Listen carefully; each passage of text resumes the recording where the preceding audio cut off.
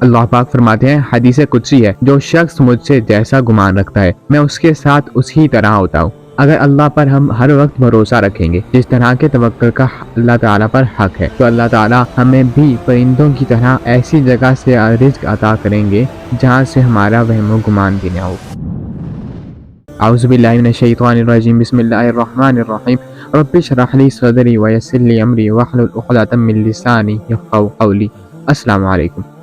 ہم اللہ تعالیٰ سے محبت تو کرتے ہیں، مگر اگر ہم میں سے کسی سے پوچھ لیا جائے کہ اللہ تعالیٰ کون ہے، وداؤٹ ریپیٹنگ اینی سینٹینس، کیا ہم بتا پائیں گے؟ حدیث نبی صلی اللہ علیہ وسلم ہے کہ جو شخص اللہ تعالیٰ سے محبت کرتا ہے اللہ پاک اس سے محبت کرتے ہیں، اور حضرت جبرائیل علیہ السلام کو بلاتے ہیں کہ اے جبرائیل، یہ فلاں بن فلاں مجھ سے محبت کرتا ہے تو تم بھی اس سے محبت کرو، اور پھر جبرائیل علیہ السلام اترتے ہیں اور پھر وہ پوری کائنات میں اس بندے کی محبت پھیلا دیتے ہیں۔ جو شخص اللہ سے محبت رکھتا ہے اللہ بھی اس سے محبت کرتے ہیں۔ اللہ تعالیٰ کی محبت دیکھیں گے 24 آورز اللہ پاک فرماتے ہیں هو اللہ الذی لا الہ الا هو عالم الغیب والشہادہ هو الرحمن الرحیم، وہی خدا ہے جس کے سوا کوئی معبود نہیں، پوشیدہ اور ظاہر کا جاننے والا ہے، وہ بڑا مہربان نہایت رحم والا ہے۔ هو اللہ الذی لا الہ الا هو المالک القدوس السلام المؤمن المہیمن العزیز الجبار المتکبر سبحان اللہ عما یشرکون، وہی خدا ہے جس کے سوا کوئی عبادت کے لائق نہیں، بادشاہ حقیقی، پاک ذات، ہر عیب سے سلامتی، امن دینے والا، نگہبان، غالب، زبردست بڑائی والا۔ خدا ان لوگوں کے شریک مقرر کرنے سے پاک ہے۔ واللہ الخالق البارئ المصور لہ الاسماء الحسنی، وہی خدا تمام مخلوقات کا خالق۔ یسبح لہ ما فی السماوات والارض وہو العزیز الحکیم، ایجاد و اختراع کرنے والا، صورتیں بنانے والا، اس کے سب اچھے سے اچھے نام ہیں۔ جتنی چیزیں آسمانوں اور زمین میں ہیں سب اسی کی تسبیح بیان کرتی ہیں، اور وہ غالب حکمت والا ہے۔ ایک بات بتائیں، ایک بچہ ہے گاڑی میں اپنی ماں کے ساتھ جا رہا ہے، وہ گھر پہنچنے کے لیے جتنا بڑا یا الگ راستہ اپنائے، مگر بچے کو یقین ہوگا کہ میری ماں ہے، وہ پریشان نہیں ہوگا، سوچے گا نہیں کہ میری ماں مجھے کہاں لے کے جا رہی ہے۔ تو اللہ پاک کے ہاتھ میں ہماری لائف کا سٹیئرنگ ہے، تو اگر ہم اللہ کے احکام پر زندگی گزاریں، کیا لگتا ہے کبھی کوئی مسئلہ ہوگا؟ حضرت داؤد علیہ السلام کے پاس ایک عورت آتی ہے تو پوچھتی ہے کہ اے داؤد، تمہارا رب عادل ہے یا ظالم؟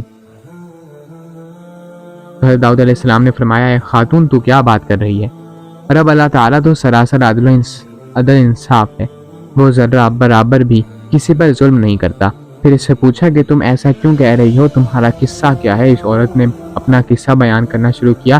اے خدا کے نبی، میں ایک بیوہ عورت ہوں، میری 3 بچیاں ہیں جن کی پرورش میں اپنے ہاتھ سے سوت کاٹ کے کرتی ہوں۔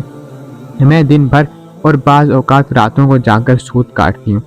گزشتہ روز میں اپنا کاٹا ہوا سوت ایک سرخ کپڑے میں باندھ کر اسے بیچنے کے لیے بازار جانا چاہتی تھی تاکہ اس کی آمدنی سے بچیوں کے کھانے پینے کا بندوبست کروں، لیکن اچانک ایک پرندہ مجھ پر ٹوٹ پڑا اور سرخ کپڑے کا ٹکڑا جس میں میں نے سوت باندھ رکھا تھا اسے گوشت کا ٹکڑا سمجھتے ہوئے لے اڑا۔ میں یوں ہی حسرت و ایاس سے ہاتھ ملتی رہ گئی۔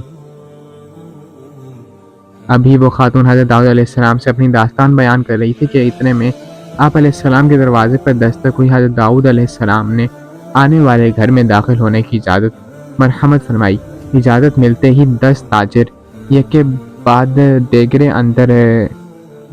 بعد ایک اندر داخل ہوئے، جن میں سے ہر ایک کے ہاتھ میں 100 دینار تھے۔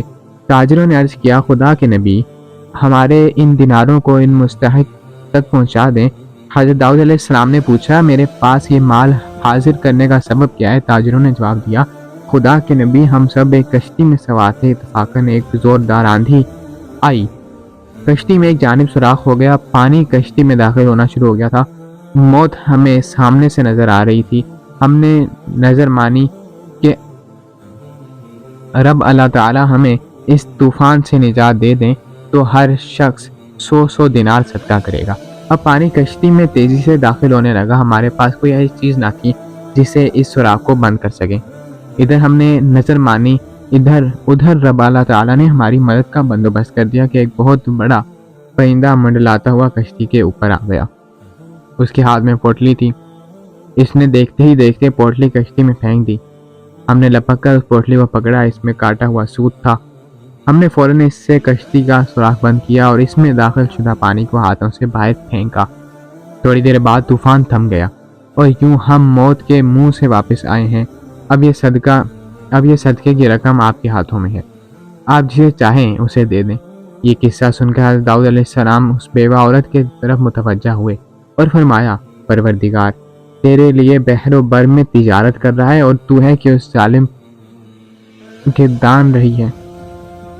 پھر آپ علیہ السلام نے وہ دینار اس خاتون کے حوالے کرتے ہوئے فرمایا، جاؤ انہیں اپنی بچیوں پر خرچ کرو۔ دیکھیں اللہ تعالیٰ کی پلاننگز، اللہ تعالیٰ وہ سوچتے ہیں جو انسان کے وہم و گمان بھی نہیں ہے۔ ہم نہیں جانتے کہ اللہ تعالیٰ کیا کیا کر سکتے ہیں، اور ہمیں یہ بھی نہیں معلوم ہوتا، ہم یہ یقین نہیں رکھتے، ہم پریشان ہو جاتے ہیں، ہم سیڈ ہو جاتے ہیں، ڈپریشن میں چلے جاتے ہیں۔ لیکن اللہ تعالیٰ پر توکل رکھنا چاہیے، اللہ تعالیٰ پہ یقین رکھنا چاہیے۔ ہمیں نہیں پتا کہ ہمارے ساتھ، اگر اللہ تعالیٰ نے فرمایا نا کہ اگر میں کوئی چیز تم سے لیتا ہوں تو میں اس سے بہتر تمہیں متبادل ادا کرتا ہوں، تو ہمیں یہ سمجھنا چاہیے۔ اللہ تعالیٰ ہم سب کو سمجھنے کی توفیق عطا فرمائے۔